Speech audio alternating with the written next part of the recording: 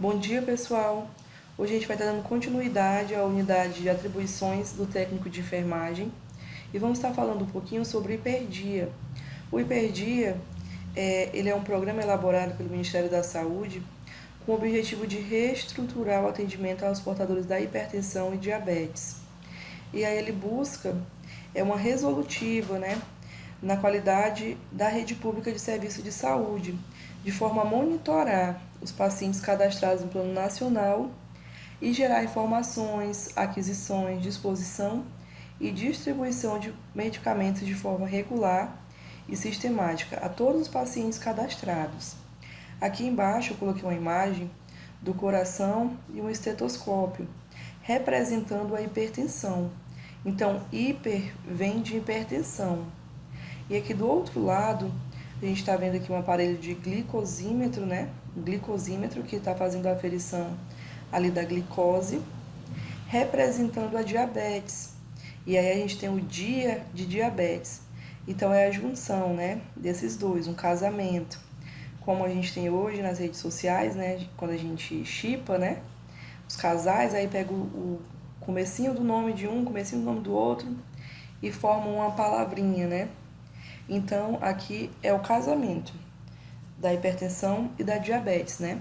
E como eu já havia mencionado, se tornou um programa para que a gente possa monitorar, ter um controle, né, sobre esses pacientes na atenção básica e que a gente possa, né, ajudá-los. Mais para frente a gente vai estar falando como, né? Qual que é a atribuição do técnico de enfermagem com relação ao hiperdia. E aí, a gente vai começar falando sobre a hipertensão arterial sistêmica, a RAIS, que é um grave problema de saúde pública, não só, né, a nível nacional, mas também a nível mundial. Nós temos aí os os problemas cardíacos, né, como um dos primeiros causadores de morte a nível mundial. E aí, o que é a hipertensão arterial? É quando ocorre o estreitamento, né, dos vasos, seja ele por alterações funcionais do coração, do encéfalo, dos rins, dos vasos, né? Quando a gente tem aqui uma alteração, um comprometimento desses órgãos, a gente pode ter essa consequência na alteração, no estreitamento dos vasos, e com isso a gente vai acontecer a alteração da pressão, né? De acordo com a Sociedade Brasileira Cardíaca, a linha demarcatória que define a hipertensão arterial considera valores sustentados de pressão arterial sistólica maior ou igual a 140 e a diastólica igual ou maior que 90. Então, o que foge desse parâmetro, né, que foge do limite ali da limítrofe considerada padrão e normal, é considerado hipertensão arterial sistêmica. E aí aqui, coloquei para vocês verem que da Organização Pan-Americana de Saúde e Organização Mundial de Saúde. A gente tem aqui, 10 principais causas de morte no mundo. E em primeiro lugar, nós temos a cardiopatia, cardiopatia isquêmica, e em segundo lugar, acidente vascular cerebral. Então nós temos aí no ranking, né, a questão cardíaca como causadores de morte a nível mundial, que é muito, muito, muito grave, né? Então, o programa Hiperdia, ele traz esse conceito, né, para que a gente possa ter um controle, ter ali um monitoramento, uma distribuição de medicamento adequado, de forma que a gente diminua, né, os agravos, né, da hipertensão, né, que a gente vê aí que pode ser tanto ter o comprometimento dos órgãos, né, quanto até mesmo levar à morte. E aí aqui a gente tem a classificação de acordo, né, com a Sociedade Brasileira Cardíaca. E aí essa classificação foi tirada da 7ª diretriz de RAIS, de 2016. E aqui tem os valores, né? Que é considerado normal, o que é uma pré-hipertensão, hipertensão estágio 1, 2 e 3. Então vamos lá. Primeiro, eu quero frisar que geralmente quando a gente pergunta, e aí fulano, quanto que tá a pressão? A gente fala assim, tá 12 por 8. A partir de hoje nós vamos abolir essa nomenclatura 12 por 8, tá bom? Porque a gente está aqui vendo a nível, né, de literatura e nós não estamos vendo aqui 12 por 8, nós estamos vendo aqui que uma pressão classificada normal ela é menor ou igual a 120, né, a questão sistólica, né? Já a diastólica é igual ou menor que 80. Então, a partir de hoje, nós vamos falar 120, 121, 140, de acordo com a menção da pressão. E aí a gente tem aqui a pré-hipertensão, que é quando a gente já está ali, né, acima do 120, do 121 ao 139, a sistólica, e a diastólica de 81 a 89. Na hipertensão estágio 1, que é a que a gente mencionou há pouco, é considerado 140 a 159 da sistólica e 90 a 99 da diastólica. Na hipertensão estágio 2, nós já temos aí uma pressão de 160 a 179, a sistólica, e a diastólica de 100 a 109. Na hipertensão estágio 3, igual ou maior que 180, a sistólica, e maior ou igual que 110 a diastólica. Aí já os riscos são enormes, né? E aí, o que a gente vai fazer? Sempre antes da gente aferir a pressão do nosso paciente, a gente vai fazer algumas perguntinhas, a gente vai preparar esse paciente. Assim que ele chegar, né, a gente vai esperar que ele sente, né? E a gente vai perguntar, seu João, o senhor estava fazendo algum exercício físico? Aí ele vai responder sim ou não. Se o seu João estava fazendo algum exercício físico, a gente vai esperar pelo menos 60 minutos até realizar a aferição da pressão. A gente vai perguntar, seu João, você está com vontade de fazer xixi? Aí ele vai dizer sim ou não. Se sim, a gente vai pedir para que ele vá ao banheiro, esvaziar a bexiga. A gente vai perguntar se o seu João ingeriu bebida alcoólica, café, alimentos, se ele fumou 30 minutos antes, né, de chegar no local. Tudo isso a gente precisa descobrir para que a gente não tenha a menção errada dessa pressão, porque conforme for a menção, a gente entra com medicação. Então, que a gente não venha fazer o uso inadequado dessa medicação, por isso nós precisamos de uma menção que ela seja fidedigna, né? O maior possível, né? E aí, sempre, porque não tem aqui, mas daqui a pouco a gente vai ver um vídeo. Nunca esquecer de olhar como é que tá as pernas do paciente, como é que tá a coluna. A gente pede, né, que descruze as pernas, deixe as pernas ali assim esticadas, né? Pede que a coluna esteja assim mais reencostada à cadeira. Toda essa questão a gente vai estar observando para que não haja falha na menção da pressão. E aí, como eu falei, né, o posicionamento, né, o paciente deve estar sentado com as pernas descruzadas, os pés apoiados no chão, né, o dorso reencostado na cadeira e relaxado. O braço deve estar na altura do coração, apoiado com a palma da mão voltada para cima, e as roupas não devem garrotear o membro. Nós também não realizamos essa aferição por cima da roupa.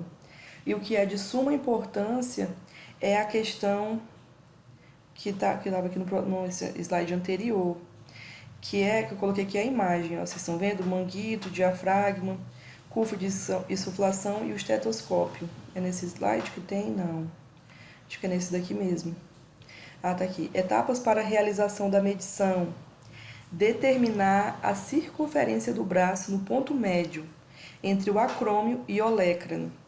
E aí, gente, entra aqui um probleminha, porque a gente deveria ter um esfigmomamômetro, né, que vários, né, assim, vamos dizer, três tipos, né, que seria para crianças, seria para adultos, seria para pessoas obesas, né, porque geralmente a gente só tem um tipo de esfigmomamômetro dentro da unidade básica, né, e aí muitas vezes, como uma pessoa obesa, por exemplo, ali o manguito não dá certo, né, porque na hora da insuflação, o manguito começa a se abrir, porque não é adequado para aquele paciente, para aquele braço, né? Em pacientes obesos. E aí eu trouxe para vocês essas imagens aqui ao lado, para dizer que nós temos outras opções. No momento que a gente não conseguir, né, aferir, seja porque o manguito, né, não deu certo ali a insuflação, ou seja, por outros motivos de não estar sentindo ali o pulso, né? Então a gente tem outras opções também de locais para fazer essa aferição.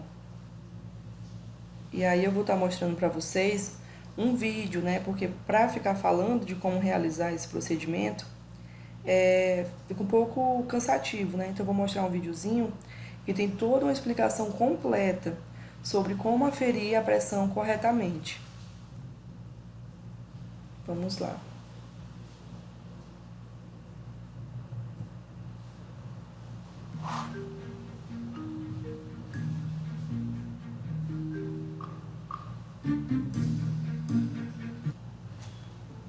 Olá! O objetivo deste vídeo é a demonstração da técnica correta de avaliação da pressão arterial sistêmica. Existem dois métodos de medida da pressão arterial sistêmica.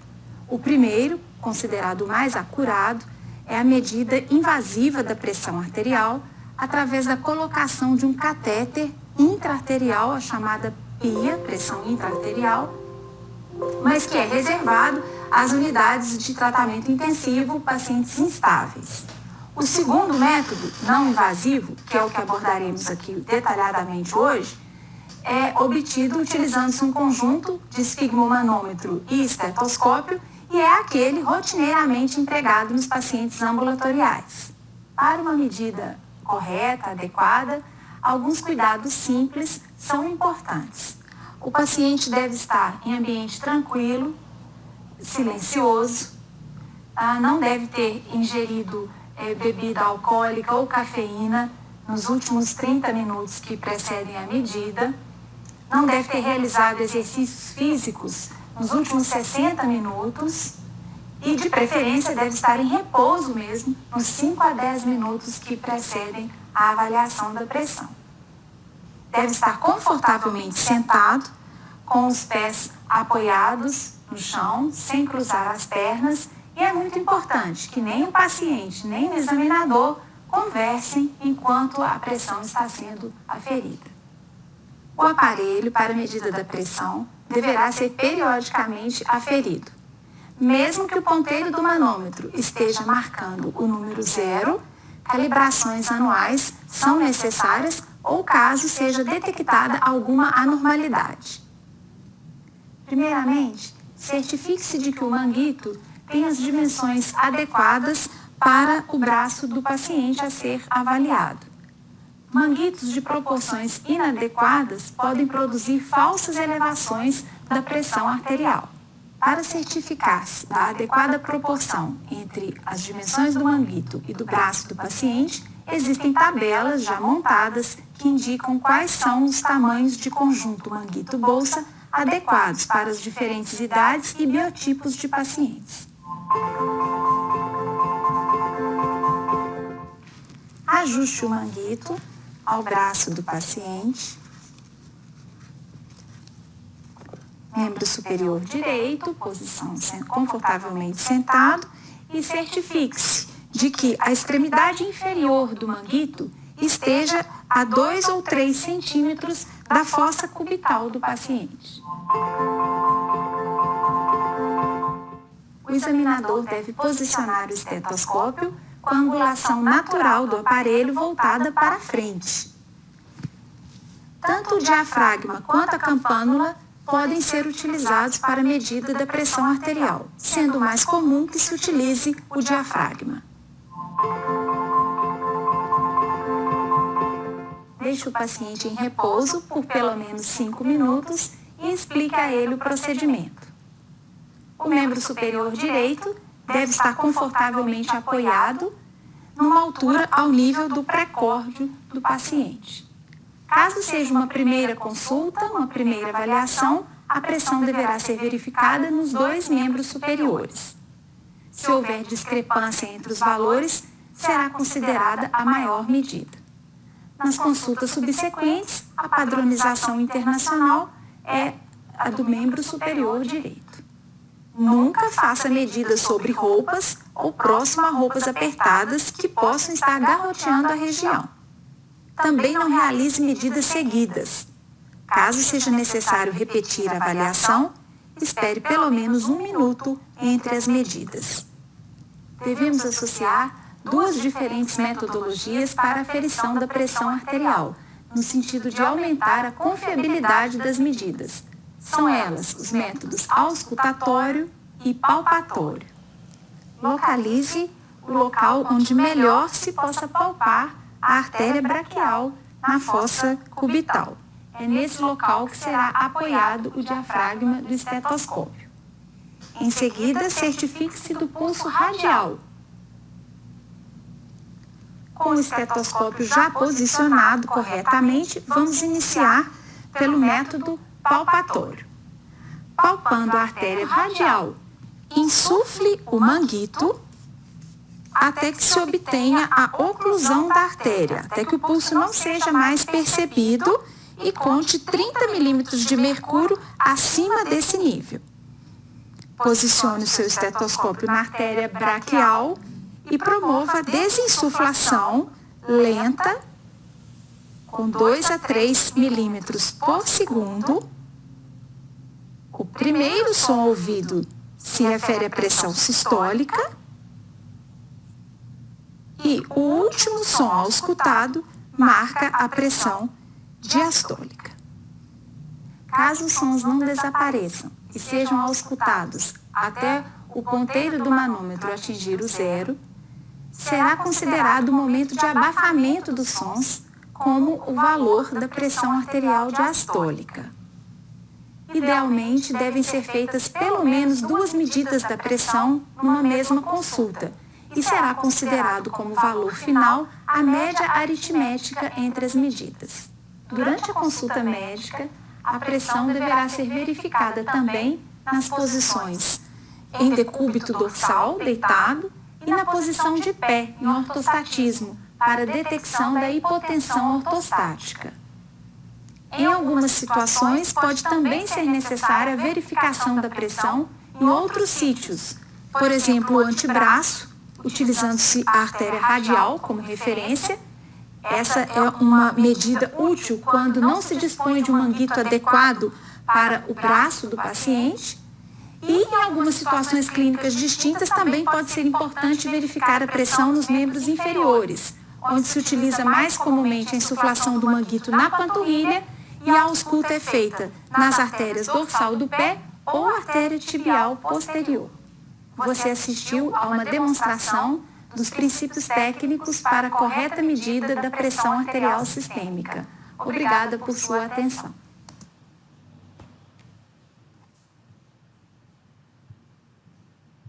E é isso, pessoal, sobre hipertensão. Vamos falar agora sobre a diabetes mellitus. A diabetes mellitus é um grupo de doenças metabólicas caracterizadas por hiperglicemia e associadas a complicações, disfunções e insuficiência de vários órgãos, especialmente olhos, rins, nervos, cérebro, coração e vasos sanguíneos. Pode resultar de defeitos de secreção ou ação da insulina envolvendo processos patogênicos específicos. Por exemplo, destruição das células beta do pâncreas, resistência à ação da insulina ou distúrbios da secreção da insulina, entre outros. E aí nós temos a classificação da diabetes. A classificação, que é tipo 1 e a tipo 2. Na tipo 1, é uma questão genética, né?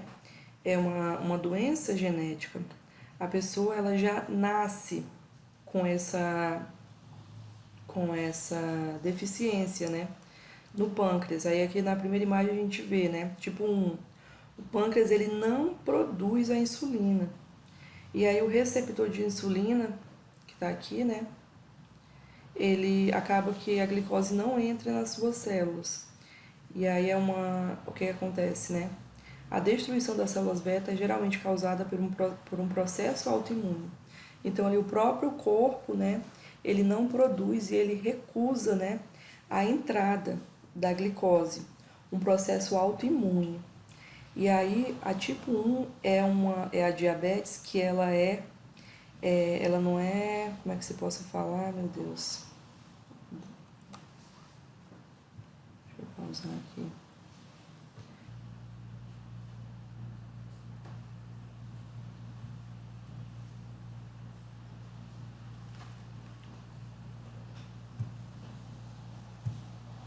Continuando, aqui a gente tem a classificação das diabetes. A tipo 1, que é a diabetes que ela é genética, que é um processo autoimune, e a tipo 2, que é uma diabetes que ela é adquirida. Então veja bem, sempre existe uma confusão entre esses termos, porque genético, né, é diferente de hereditário. Na situação, né, da classificação da diabetes tipo 1, o ser humano ele já nasce com essa deficiência. Como a gente pode ver aqui nessa imagem, né, tipo 1, o pâncreas ele não produz a insulina. E quando o receptor de insulina ele manda a glicose, elas não entram nas células. E aí o que acontece? A destruição das células beta é geralmente causada por esse processo autoimune. Então, é uma deficiência do próprio organismo da pessoa. Ela já nasceu, né, com essa deficiência no seu pâncreas. Já na tipo 2, ela pode ser hereditária, porém ela é adquirida. O ser humano ele não nasceu com a diabetes, ele adquiriu no decorrer do tempo. E ela pode ser hereditária, existem os fatores hereditários, né? Se seu pai, sua mãe, seu avô, eles tiveram, né, hipertensão, eles tiveram diabetes, a gente tem uma tendência, né, maior de ter também, né, de ter também a diabetes e também a hipertensão, né? Já que as duas estão interligadas no nosso programa de hiperdia. E a gente tem aqui no tipo 2, o pâncreas ele chega a produzir a insulina, só que o receptor não funciona e a glicose não entra nas células. Então nós temos essas diferenciações. A tipo 1, autoimune, genética, e a tipo 2, adquirida e hereditária, né? E aí, aqui é como é feita a investigação laboratorial. A gente tem o exame de glicose em jejum, glicose 2 horas após sobrecarga com 75 gramas de glicose. Glicose, aí aqui nem tem a referência, né? Então, os mais utilizados seria a glicose em jejum e a glicose com essa sobrecarga. Perdão, que acontece como? Geralmente, né, a gente vai até o laboratório, eles dão ali uma dose, né, de glicose mesmo, né, um líquidozinho que é a glicose, a gente toma e daí faz o exame. Daqui 2 horas espera, colhe novamente e aí vê o resultado. E a glicose em jejum, que é a mais comum, né, é quando a gente fica em jejum ali por um período de 8 horas ou mais, dependendo do critério que o médico irá pedir, e vai coletar ali o sangue, né, para ver o nível de glicose. E aí os resultados são, né, normoglicêmica, tá tudo normal. Na glicose em jejum, se tiver menor que 100. Na glicose 2 horas após sobrecarga, menor que 140. Aí o estágio de pré-diabetes, ele já se caracteriza aqui com igual ou maior que 100 e menor que 126 na glicose em jejum, e na glicose 2 horas após sobrecarga, igual ou superior a 140 e menor que 200. Aí a gente tem uma pré-diabetes, né? Já a diabetes estabelecida, ela se daria na glicose em jejum igual ou superior a 126 e na glicose de sobrecarga igual ou superior a 200. Esses dados aqui é da Organização Mundial de Saúde. E aí, como que se dá o tratamento da diabetes, né? A gente tem aí os hipoglicemiantes orais e a insulina. A mais utilizada na unidade básica é a NPH e a regular, que deve ser administrada no braço, coxa, abdômen e nádegas, sempre havendo rodízio, né? E aí, eu coloquei aqui uma imagem dos tipos de insulina. E aí tem aqui o início da ação, a insulina humana regular, né? O início da ação dela é 30 minutos e o pico, né? Ela dura ali de 2 a 3 horas. A NPH, ela começa a agir de 1 a 3 horas e o pico se dá de 5 a 8 horas. Já essa terceira, de longa duração, Detemir, ela se inicia a 90 minutos e é sem pico, né? A gente tem aí já no nosso mercado farmacêutico insulinas que regulam aí, o paciente só precisa tomar uma vez, né? Por dia, e ela faz ali uma regulação como essa daí, né? Sem pico. Porém, né, o custo é alto e aí não é disponibilizado na rede pública. E até mesmo na rede privada, para que você consiga, você tem que entrar com processo judicial.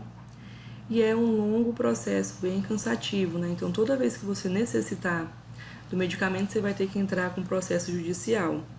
Então, as mais utilizadas, né, por custo-benefício, que a gente vai ver diariamente na atenção básica, nos hospitais, vai ser a NPH e a regular, que é essa primeira, né? E essa foi a nossa aulinha sobre hipertensão e diabetes, né? Mais voltado para o programa de hiperdia. E aí, por que é importante a gente saber desse programa? Porque somos nós que vamos liberar ali para o paciente, né? Os hipoglicemiantes, vamos liberar a insulina. Essa insulina, né? Ela tem um processo de armazenamento para que ela não se deteriore, né? Por falta de uma boa conservação. E aí a gente sabe que a maioria dos nossos pacientes, né, em sua grande parte, são idosos. Então a gente precisa falar, né, quando seu João for lá na unidade, aferir a pressão para pegar o medicamento dele. E aí, seu João, como é que você está tomando sua medicação? Ah, minha filha, estou tomando 2 de manhã, 2 de noite, 2 no almoço. Aí a gente, opa, já tá errado, né? Mas, seu João, não é para tomar assim. Você tem que tomar ali uma vez pela manhã, outra pela noite, né? Porque no caso do hipoglicemiante hipoglicemiantes orais, a gente tem aí, né, que a gente escuta falar muito, né, que é assim a linha de frente, a metformina. Então, a gente vai fazer esse controle, né, tentar fazer esse rastreio, para que a gente possa estar adequando a medicação para o nosso paciente. Então, a gente vai perguntar sempre, né, para tentar ajudar. E aí vai ali, não, seu João, ó, quando tiver assim de dia, quando o senhor tomar café, depois que o senhor tomar café, o senhor toma a metformina, o senhor toma ali outro remédio, tipo captopril, né, para hipertensão. Aí eu, depois do jantar, sempre tentando orientar, né, de uma forma que seja acessível para o nosso paciente. E aí a gente vai estar fazendo esse controle, né, nos arquivos, né, no prontuário. Eles têm a carteirinha deles de hiperdia. Então, tudo isso somos nós, né, que vamos fazer na unidade básica. E é isso. Agora, a gente vai falar sobre imunização. Sobre a imunização. Então, vamos lá. Programa Nacional de Imunização. No Brasil, desde o início do século XVI, as vacinas são utilizadas como medida de controle de doenças.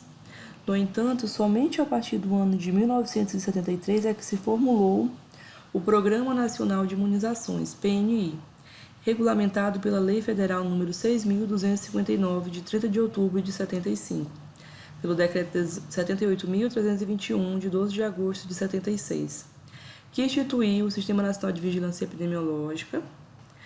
O PNI organiza toda a política nacional de vacinação da população brasileira e tem como missão o controle, a erradicação e a eliminação de doenças imunopreveníveis.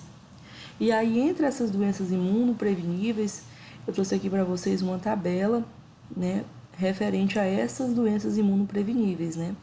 A gente tem a tuberculose, poliomielite, hepatite B, difteria, tétano e coqueluche, pneumococo, rotavírus, meningococo, sarampo, cachumba e rubéola, varicela. E aí a imunização, ela se dá por dois tipos, ativa e passiva. Só um instantinho, deixa eu pegar aqui minha anotação.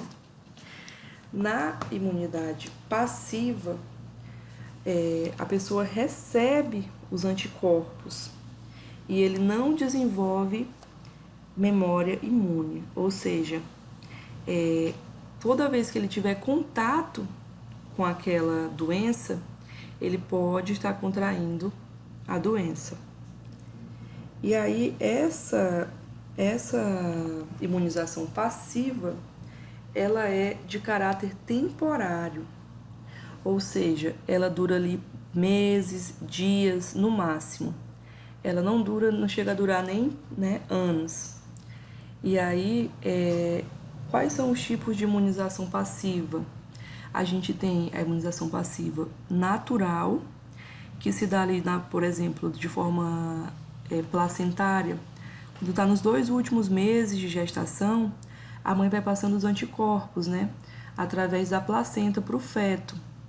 E aí é assim que se dá, né, a imunização passiva natural. A outra forma é através da amamentação. A gente sabe que é de suma importância, né, a amamentação, porque todos os anticorpos da mãe passam para o seu bebê através do leite. E quanto mais perteada for a mãe, por exemplo, se essa mãe teve aí já contato com várias doenças, mais forte vai ser essa criança, né? Porque ela vai estar recebendo ali anticorpos de várias doenças. Então, a imunidade passiva, ela é recebida, né? Ali a pessoa recebe os anticorpos, mas ela não produz. Por isso que não ocorre a questão da memória imune, porque ela não teve contato direto com a doença. Ela está tendo contato com os anticorpos. E aí, como eu falei, na forma passiva, é uma forma, como o nome já diz, passivo, né? Que não vai ter uma duração tardia, né? Porque ela foi recebida. E aí nós temos também na passiva a forma artificial, que se dá através dos soros. E aí, como que é isso? Por exemplo, né, nos acidentes ofídicos, né? Por exemplo, serpente, né, aranha. Aí ali o paciente ele não pode esperar sair uma vacina, ir para uma vacinação, né? Para poder evitar que aquilo se torne, ele morra também, né? Ou que ele tenha agravos. Então é injetado um soro antiofídico com uma alta dose, uma alta dose de anticorpos, né? Para combater ali o veneno ali da serpente, né? Ou da aranha. A gente tem também o soro antitetânico, o soro da raiva, né? Então, esse é o tipo de imunização passiva artificial, né? Que ela já é produzida, né, na questão tecnológica. E a gente tem a imunidade ativa, que essa já é produzida pelo próprio sistema imune do indivíduo. E ela dura vários anos ou às vezes uma vida toda. Ela pode ser adquirida contraída de uma doença infecciosa. Essa seria a forma natural dessa imunização, ou pela vacinação, que seria a forma artificial. E aí, a questão da vacinação não, da imunidade ativa, o paciente ali, por exemplo, teve contato com varicela, né, a catapora. Aí não quer dizer que ele nunca mais vai pegar essa doença. Porque muitas vezes as pessoas falam assim: ah, o catapora só se pega uma vez. Mas não é bem assim. É porque ele teve contato com aquela doença, adquiriu os anticorpos contra ela e ele pode pegar mais 1000 vezes a doença e ela não vai reagir da mesma forma. Às vezes a gente teve, né, o contato, teve a infecção, mas nós não apresentamos sintomas, porque logo nossos anticorpos agiram e combateram. E aí a gente se pergunta assim, né, tá, mas e a gripe, né, que a gente teve já, né, quantas vezes por ano a gente não tem gripe, né? E aí a gente fica, mas eu tive gripe várias vezes e continuo tendo gripe. A gripe, ela já é muito, assim, de um alto índice de mutação. Ao contrário da varicela, ela não sofre muita mutação durante o tempo. Porém, a gripe, sim, né? A gente tem aí o tráfego de pessoas, né? Uma troca ali em aeroportos, né? Rodoviárias. Então, esse vírus, né? No caso da gripe, ele acaba tendo uma mutação gigantesca. Então, por isso que a gente vai sempre renovando, né? A questão da gripe. Aí aqui eu coloquei um esqueminha para vocês sobre a questão da imunidade ativa e passiva. Aí a ativa, natural, doença, artificial, vacina. Na passiva, natural, anticorpos de outros organismos e artificial, anticorpos de outros organismos também, né? Que no caso aqui, como eu falei para vocês, na forma natural a gente vai ter a forma placentária e a amamentação. Todos esses anticorpos vai vir de outro organismo que é o da mãe. E na artificial nós temos os soros, né? Como eu falei, o soro antiofídico, o soro antitetânico, da raiva, que é a alta dose de anticorpos de outros organismos, né? Que isso aí é testado aonde que é feito, pelo menos os ofídicos, eu sei que é feito do cavalo, né? Então, é tudo de outros anticorpos, né? No caso, pega os anticorpos do cavalo e faz ali o soro antiofídico. Aí as vacinas. É uma preparação contendo micro-organismos vivos ou mortos ou frações destes, possuidora de propriedades antigênicas. As vacinas são empregadas para produzir em um indivíduo atividade específica contra o micro-organismo. Pequeníssimas quantidades de 3 tipos de substâncias podem ser adicionadas às vacinas. Preservativos, que inibem o crescimento de bactérias e fungos, que de outro modo poderiam transformar as vacinas em recipientes de infecções graves. Estabilizantes ajudam a vacina a manter a sua composição química correta, mesmo quando as condições, por exemplo, temperatura, mudam drasticamente. Adjuvantes aumenta a habilidade da vacina de induzir uma resposta imune. Os aditivos estão dentro das margens de segurança estabelecidas pelas agências federais. Aí nós temos 2 tipos de vacinas. As vacinas inativadas, mortas, que são vírus, bactérias, geralmente são micro-organismos inteiros. Exemplo, tríplice bacteriana, contém macerado de bactéria de Portandella pertussis, e a tríplice acelular, que contém fragmentos da bactéria morta. Fragmentos de micro-organismos que podem ser proteínas ou polissacarídeos. E a gente tem as vacinas de vírus atenuado, que é o enfraquecido. São lábeis, perdem a capacidade de provocar a doença, mas ao mesmo tempo têm a capacidade de evitar a doença. São passíveis de dar eventos adversos e os vírus replicam no organismo e devem ser mantidos em bom estado de conservação. 2 a 8 graus positivos. A gente vai estar falando disso mais para frente. E essas são a classificação das vacinas. As atenuadas, divididas em bacterianas e virais, e as inativas, divididas em bacterianas e virais também.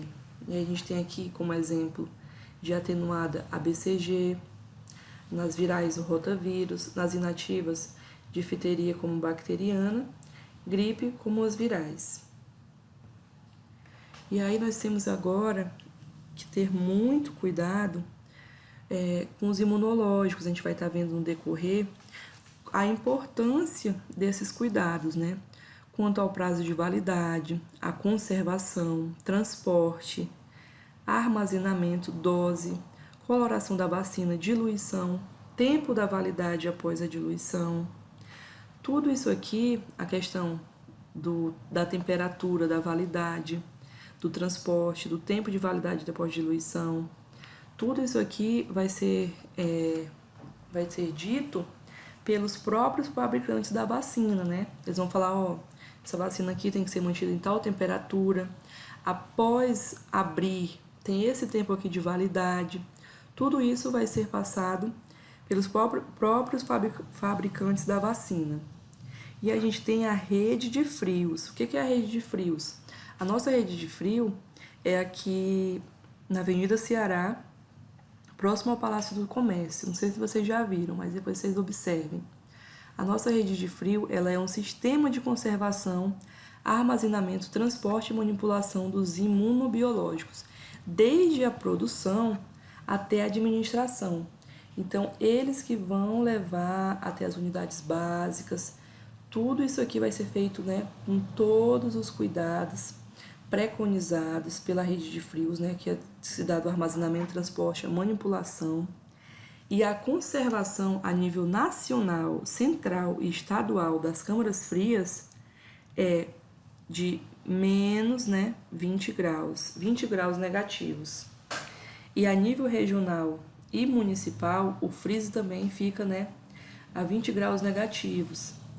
E a nível local, nas geladeiras, entre 2 a 8 graus positivos. Anotem essa questão, que isso é questão de prova. Qual que é o nível local das geladeiras?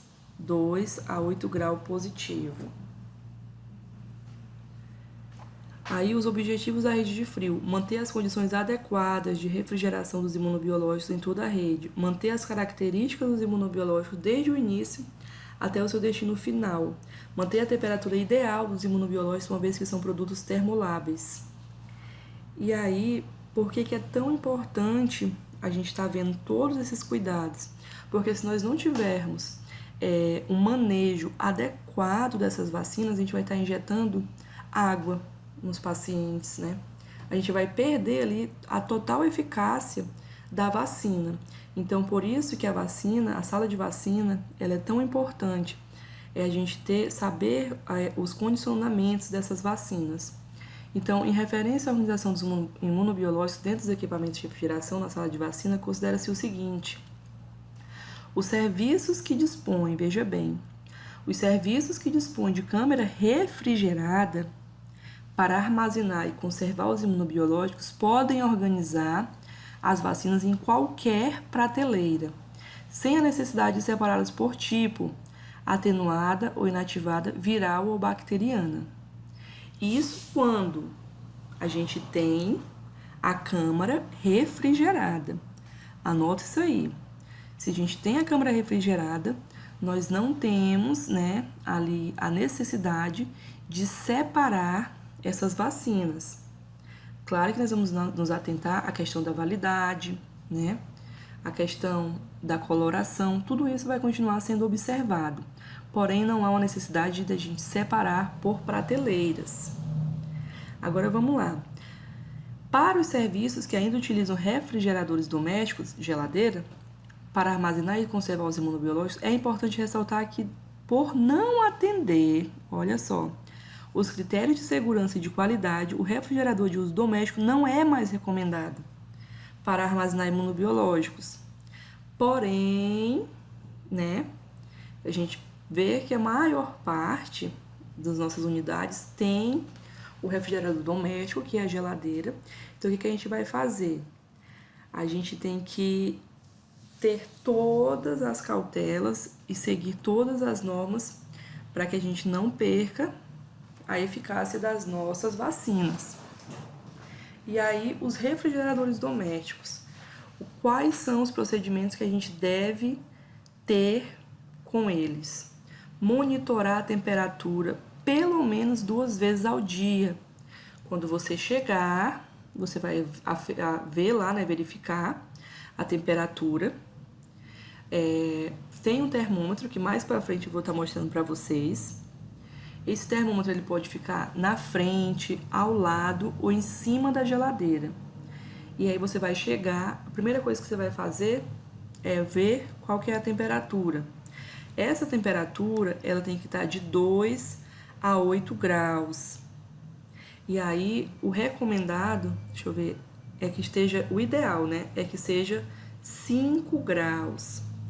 Então, presta muita atenção nas provas, porque a temperatura deve estar entre 2 a 8 graus positivo, sendo ideal 5 graus positivo.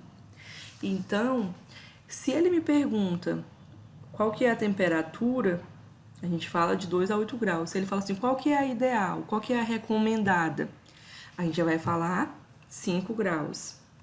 Então, voltando aqui. No início, a gente vai olhar a temperatura e ao final também. Terminei ali meu expediente, vou olhar, vou anotar qual a temperatura da minha geladeira, né? Refrigerador doméstico.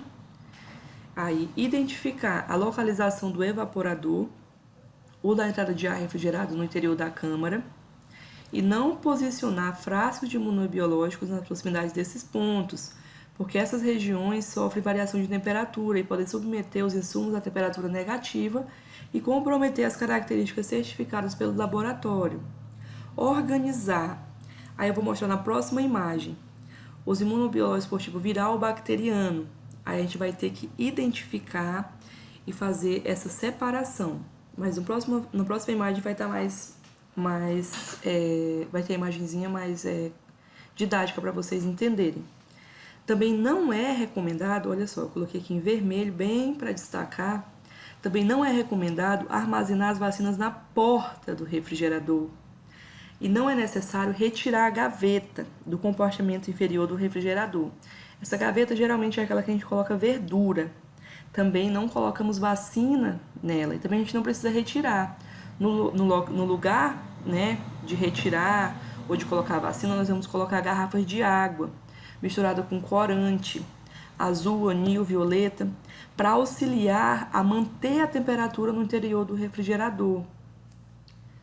Aí, aqui, o Manual de Normas e Procedimentos para Vacinação recomenda ainda que nos refrigeradores de uso doméstico, os imunobiológicos devem ser acondicionados em bandejas e que devem ser colocados na segunda e na terceira prateleira.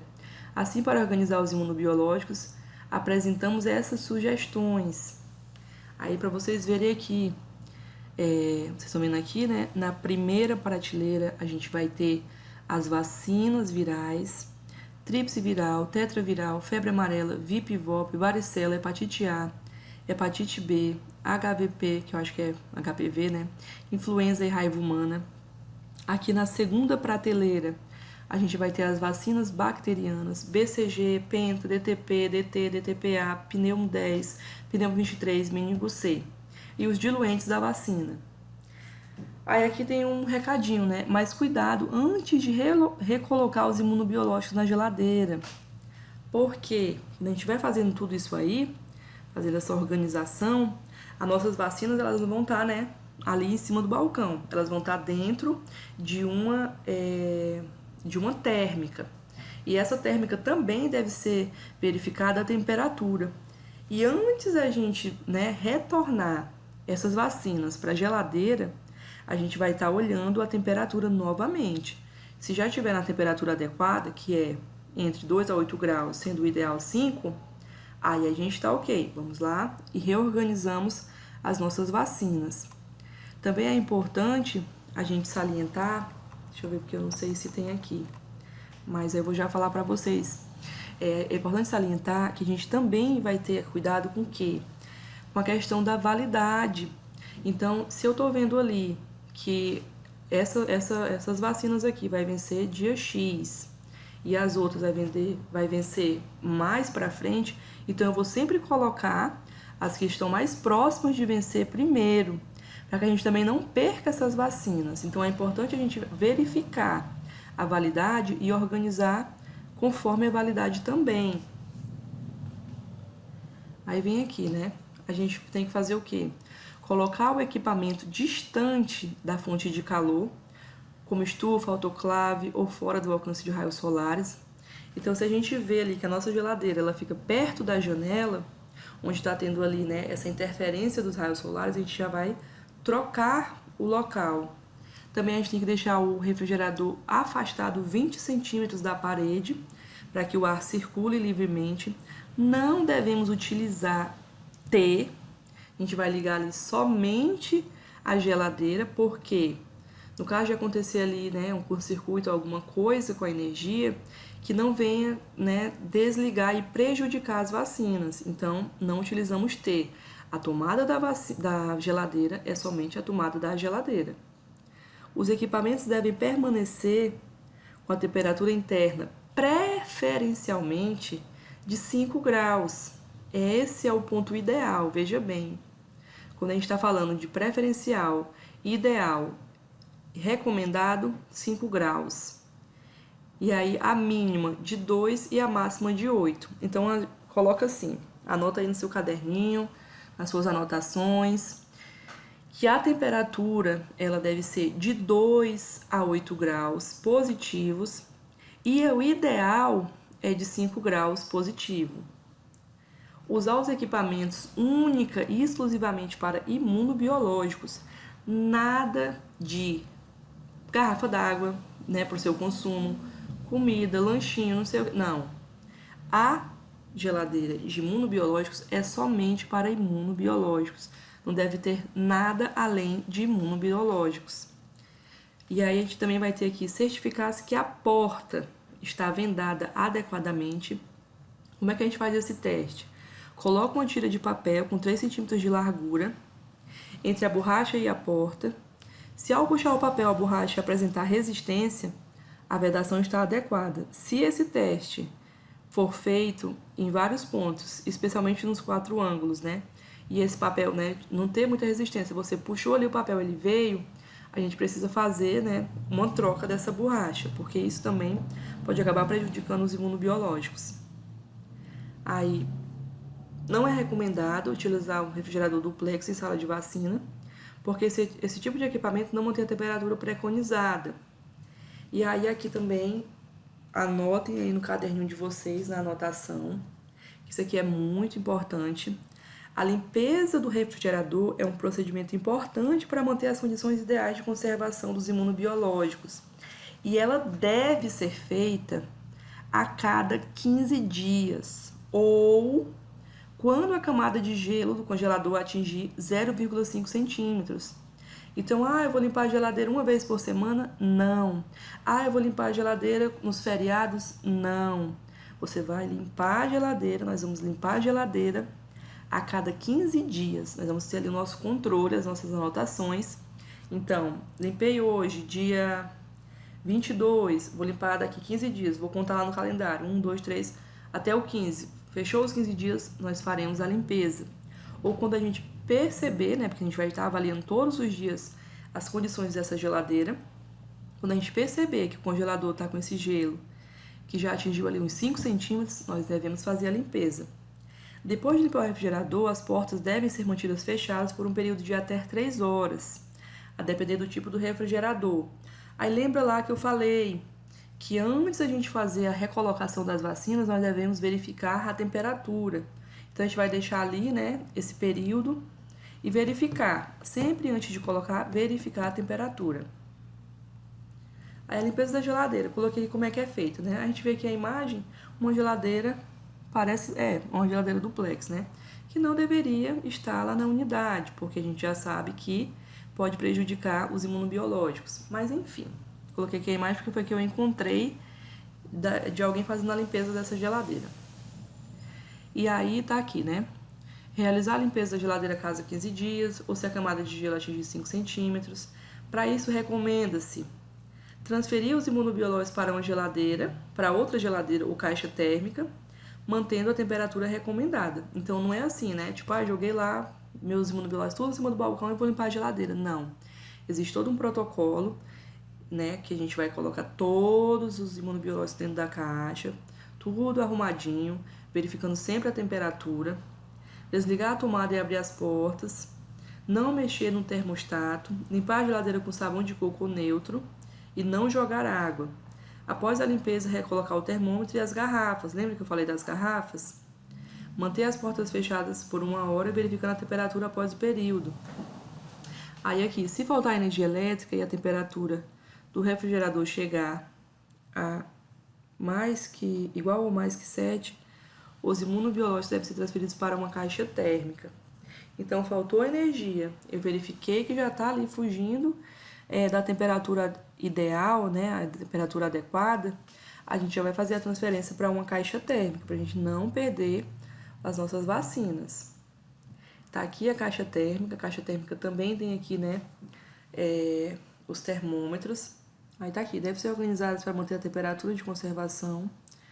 Os imunobiológicos a 20 graus ou entre 2 a 8 graus, de acordo com seu armazenamento e transporte. Se necessário, usar isopor para manter o espaço ideal para os imunobiológicos. Não utilizar saco de gelo, pois poderá comprometer os imunobiológicos. Então também, né, tem as campanhas de vacina, né?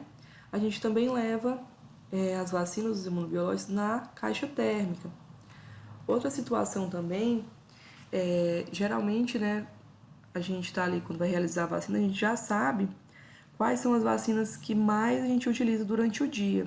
Então, para não ficar abrindo e fechando a geladeira, para não prejudicar todos os imunobiológicos, a gente pode estar colocando as vacinas que a gente mais utiliza na caixa térmica, tanto para facilitar o nosso trabalho, quanto para a gente manter a qualidade e a preservação dos imunobiológicos. Aí, controle de temperatura. Ele se dá com... Tem vários tipos de termômetro, né? Termômetro linear, termômetro analógico, termômetro de máxima e mínima analógico, termômetro a laser. O que a gente mais utiliza, o termômetro analógico de cabo extensor. Esse tipo de termômetro é utilizado nas caixas térmicas para verificar a temperatura do momento. Então, a gente utiliza esse daqui nas caixas, né? Tanto quando a gente vai... Qualquer momento que a gente for utilizar a caixa, né? Mas aí, geralmente, utiliza assim quando vai fazer as campanhas, né? E aí, o mais utilizado, né, dentro da sala de vacina é o termômetro de máxima e mínima analógico. Eu vou estar mostrando a foto para vocês.